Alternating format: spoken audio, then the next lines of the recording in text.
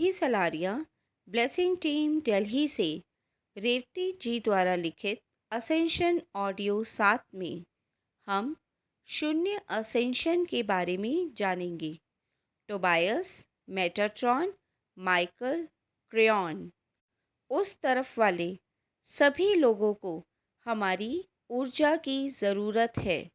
वह हमें ध्यान की गहराइयों में उतरकर शून्य असेंशन को पाने के लिए कह रहे हैं। यह शून्य है क्या? इसे ना तो पकड़ा जा सकता है, ना ही जबरदस्ती प्राप्त किया जा सकता है। इसे हम धीरे धीरे अपने आप पाते हैं। हमें सिर्फ खुद पर ध्यान देते हुए इसे पाना है, दूसरों को नहीं देखना। शून्यता किसी भी चीज़ के अधीन रहकर प्राप्त नहीं की जा सकती। इसे प्राप्त करने के लिए निरंतर प्रयास करना होता है। ध्यान में गहरा उतरना होता है। इसे प्रार्थना करके किसी भी प्रकार के बाहरी आडंबर से नहीं पाया जा सकता। जब हम कहते हैं कि किसी भी चीज़ के अधीन नहीं रहना, तो इसका अर्थ है कि हमें अपने रिश्ते, पैसों, नौकरी आदि के प्रति अधीन नहीं बनना। हमें लगता है कि हम इन सब के बिना शून्य हैं, पर यह हमारा भ्रम है। ऐसा बिल्कुल नहीं है। हम द्वंद्वत्व का खेल खेल रहे हैं। अपनी दिव्यता को पाना है। द्वंद्वत्व की इन गहराइयों को समझते हुए ही हम एकत्व की ऊंचाइयों तक पहुंच सकते हैं। शून्य की स्थिति का मतलब एक ठहराव जीवन में आ जाएगा। अब आसपास की परिस्थितियों से हमें दुख, सुख, खुशी, गम का फर्क नहीं पड़ेगा। हम एकदम शांत होंगे। हमें एक अनंत शांति का अनुभव होगा। हमें परिस्थितियों के प्रति जागरूकता आ जाएगी। जब हम द्वंद्वत्व से देखते हैं तो जीवात्मा और दिव्यात्मा दोनों अलग अलग लगते हैं, पर यह ठीक नहीं है। आत्मज्ञानी होने पर हम जानेंगे कि सब शून्य से आया है और शून्य में जाना है। सब एक ही है। शून्य के समझने पर, उस स्थिति में आने पर हम त्रिमूर्ति तत्व की अनुभूति करेंगे। असल में न्यू एनर्जी है क्या? प्रक्षालन क्या है? इसके बारे में जानेंगे। प्रक्षालन में हमारे शरीर में कई प्रकार के आंतरिक और भौतिक परिवर्तन होते हैं, जैसे डीएनए में बदलाव, बाहरी त्वचा में जलन, दाने आदि। तब हमारे अंदर की जठार अग्नि हमारे प्रक्षालन में हमारी मदद करती है। यह हमारे शरीर को पुरानी ऊर्जा से साफ करती है, जैसे आंसू मन के सारे अवशेष मिटा देता है और नई ऊर्जा को अपनाने में मदद करता है। हमें इस पुस्तक में बौद्ध के बारे में गहराई से बताया गया है कि कैसे उन्हें द्वंद्वत्व में रखने के लिए एकत्व की ओर जाने वाले सारे रास्ते बंद कर दिए गए, परंतु वह फिर भी एकत्व को पा गए। शून्य असेंशन में जाने पर हम द्वंद्वत्व को पूर्णतया छोड़ देंगे। बस उसके अनुभव हमारे साथ रह जाएंगे। हम आने वाले बदलावों को तुरंत नहीं पहचान पाएंगे, पर धीरे धीरे पहचानने लगेंगे। जब हम शून्यता को पाते हैं तो उसमें स्थिर रहने के लिए हमें अपने विद्यार्थियों को भी सिखाना होगा, क्योंकि ध्यान की शिक्षा भी शून्यता को पाने और उसमें स्थिर रहने में सहायक होती है।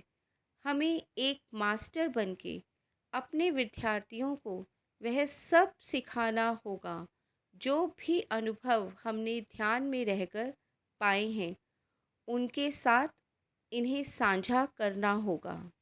अब जैसा कि हम असेंट होने के लिए जानकारी लेते आ रहे हैं, हमें किसी भी तरह की रेस का हिस्सा नहीं बनना है।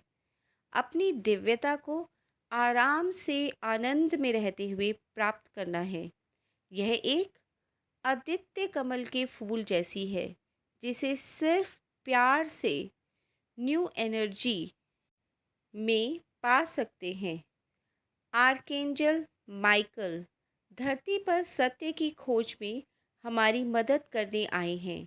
हमारी दिव्यता ही हमारा सत्य है।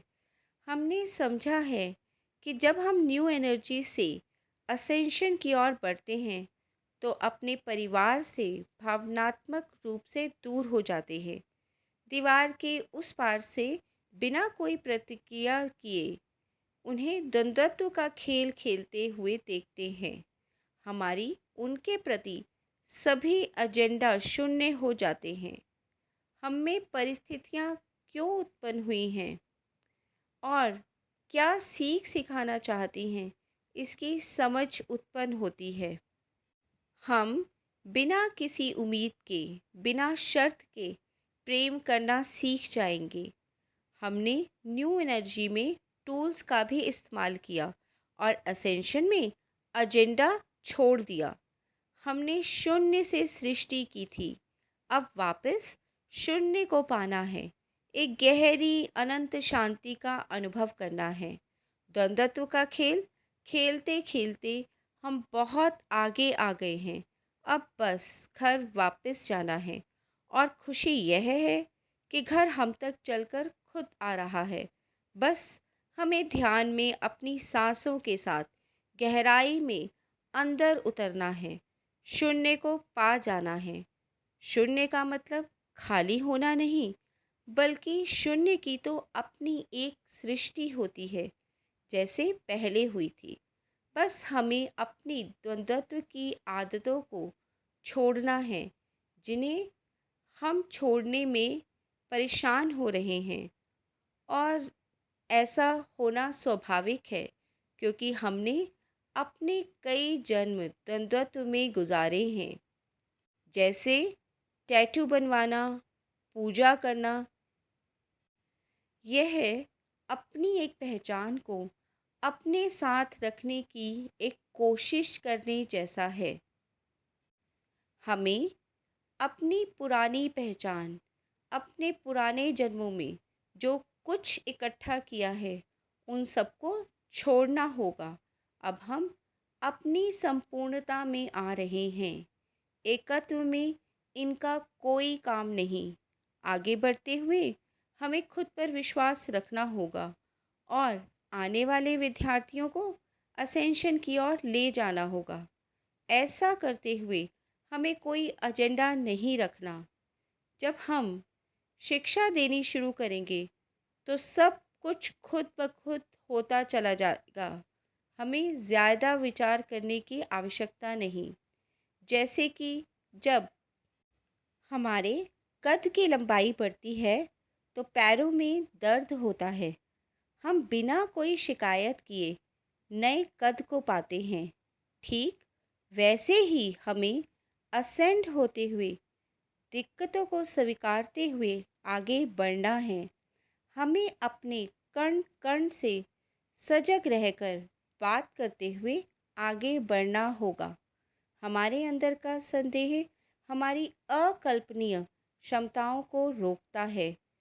चारों मास्टर्स चारों दिशाओं से आपकी मदद कर रहे हैं। खुद पर विश्वास करते हुए आगे बढ़िए और अपनी प्रज्ञात्मा, अपनी दिव्यता को हंसते मुस्कुराते अपनी आत्मा के गीत गाते हुए स्वीकार करिए। धन्यवाद।